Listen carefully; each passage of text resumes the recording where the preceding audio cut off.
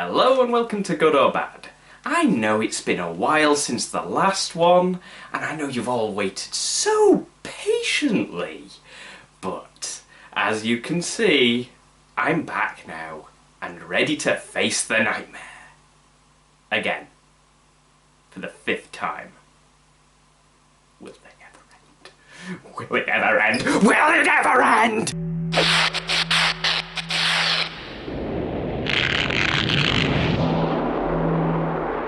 The 5th movie in the Nightmare on Elm Street series, The Dream Child, was released in 1989 and directed by Stephen Hopkins. So I'll not waste a second more because let's face it, you've all waited long enough and I'll jump right into skipping the first 3 minutes of the movie. Why? Because the first 3 minutes are intro credits, mixed with our 2 main characters from the last movie making out in bed. A unique choice to say the least. We see Lisa Wilcox return to play Alice in the shower. If this is how saucy the film is at the start, I can't wait to see the climax. But then everything goes crazy and the shower turns into a water-filled death trap. And then the shower door turns into a magic door and she ends up somewhere else. Maybe you're thinking, why didn't he show that happening? That sounded cool. Well, there's this stupid law that stops me from showing fully naked people in YouTube videos that are available for all ages. But what's weird is I can show this and nobody says anything. I do love the smell of potential life scarring. It turns out Alice is in the old asylum, where Amanda Kruger was locked in and raped hundreds of times. Yeah, that.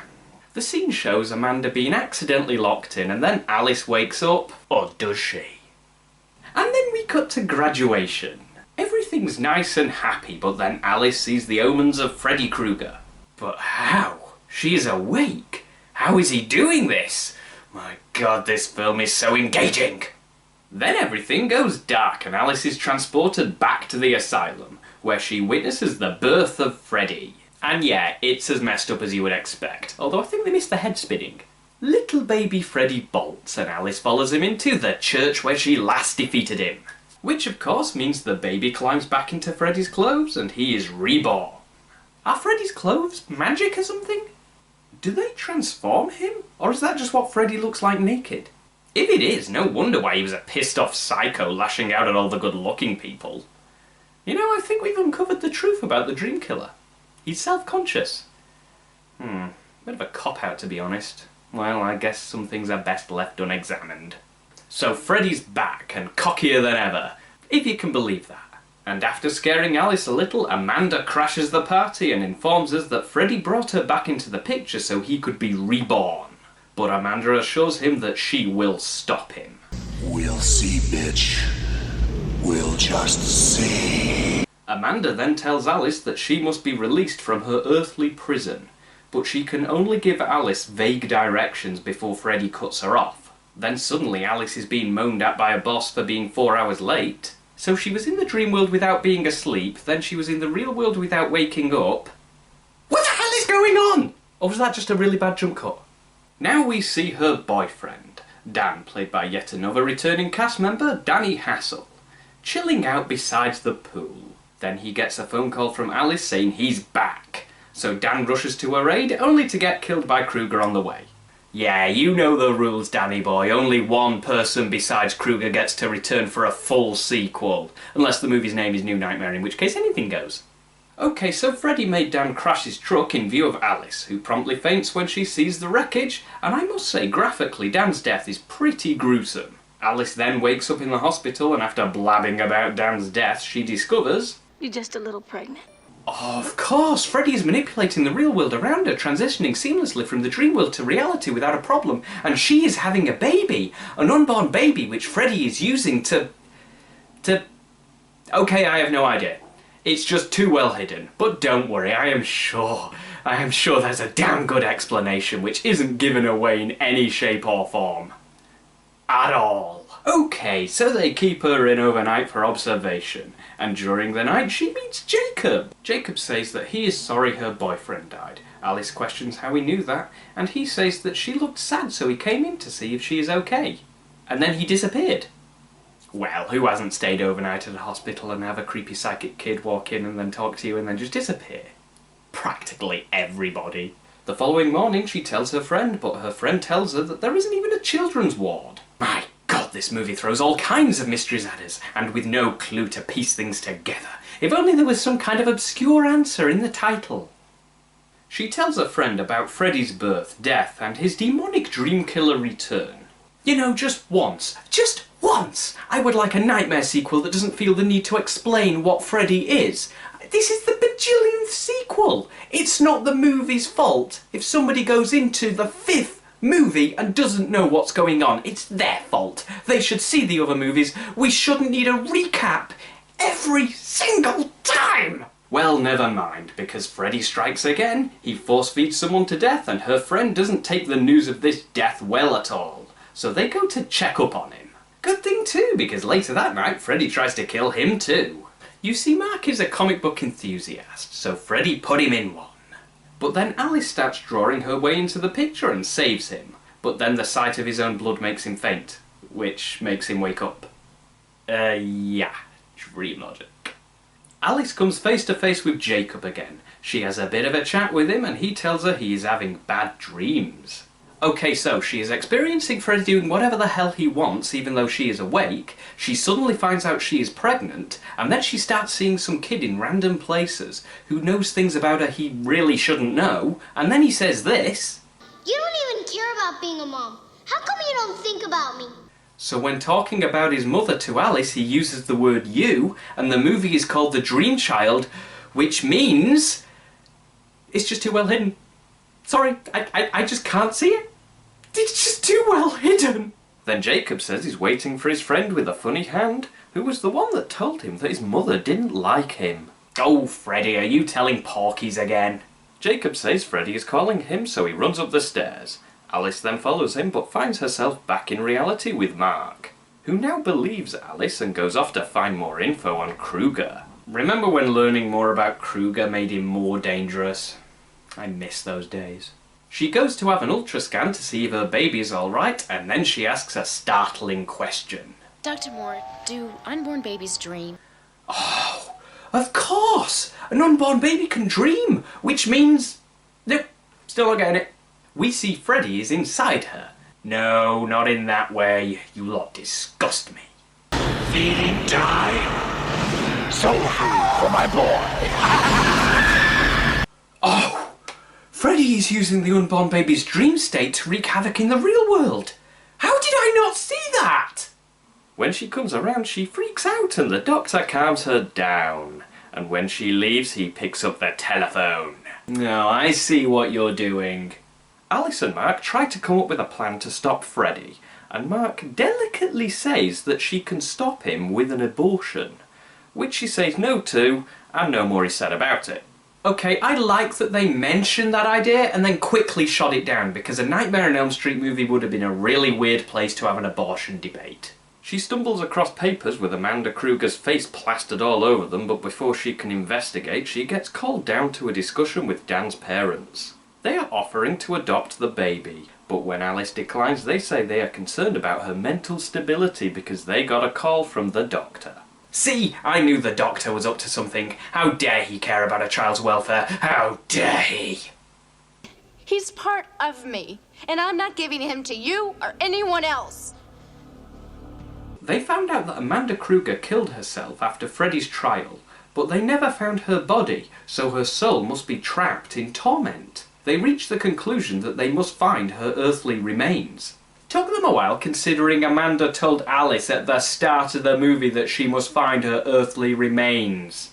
Well, I guess she just wanted a second opinion. So Alice goes to sleep in the dream world at the same time Freddy targets her friend Yvonne. Alice then saves her and Freddy would follow, but he seems remarkably terrified of entering that hallway. So Freddy goes after Mark instead, and with no one there to save him this time, he must rely on turning into the Phantom Prowler.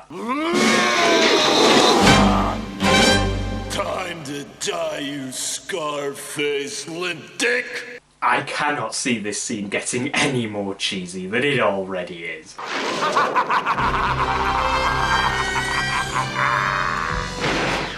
than a bastard maniac!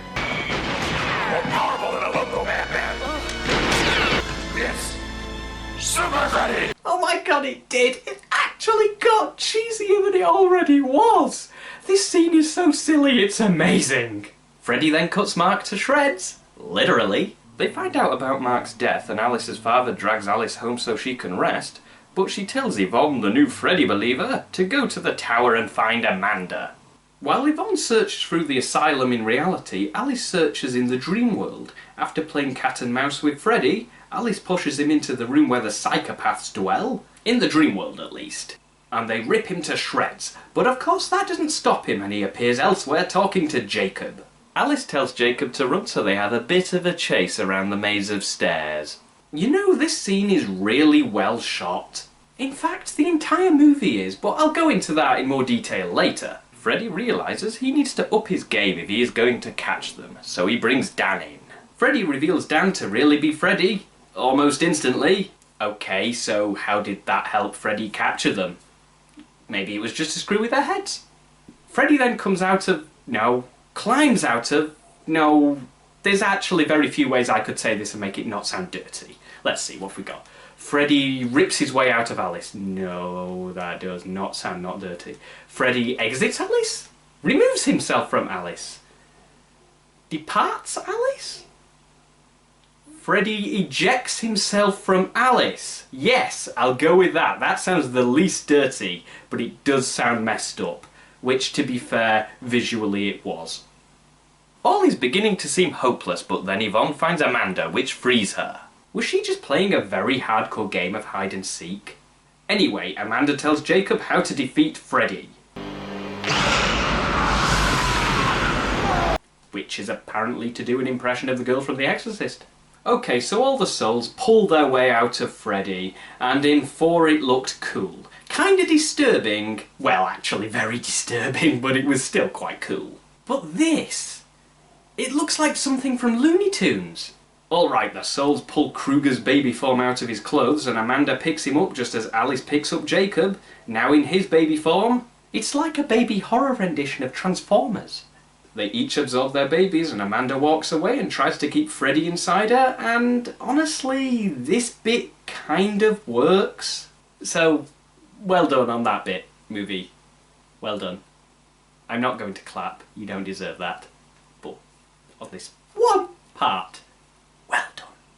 Then we jump forward in time to sometime after the baby is born and we see everyone happy and relaxed. But then of course, sequel bait. We don't need any more. We just don't. But of course, we get more.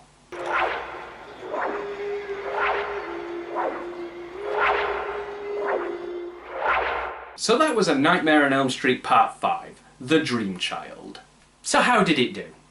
It had a great premise, a truly great premise. We enter the movie with Freddy doing whatever he wanted when she was awake, but the mystery was how. And then we find out it's the unborn baby dreaming, which was a really great idea.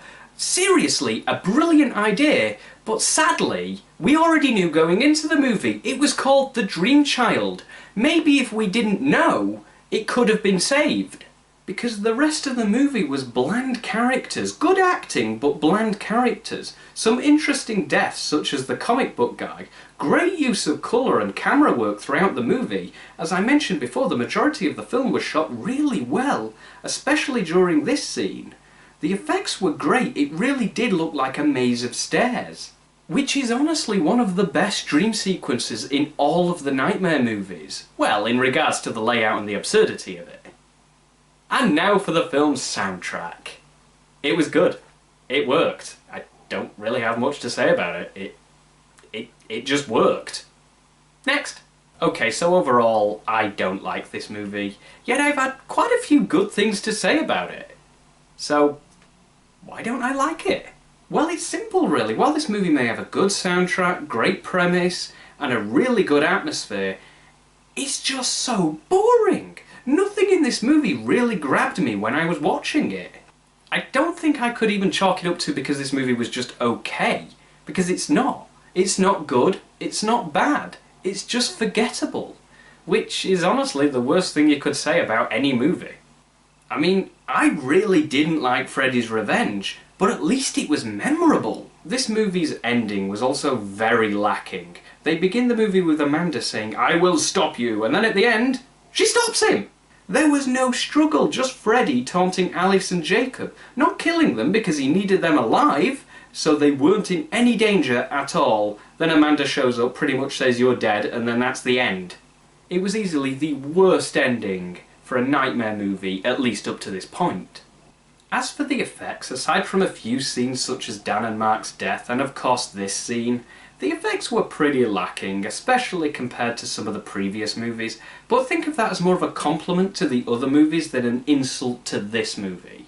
Okay, there's only one thing left to say. Yet again, Robert Englund as Freddy Krueger was brilliant. But this movie still sucked. You have been watching Good or Bad? See you next time.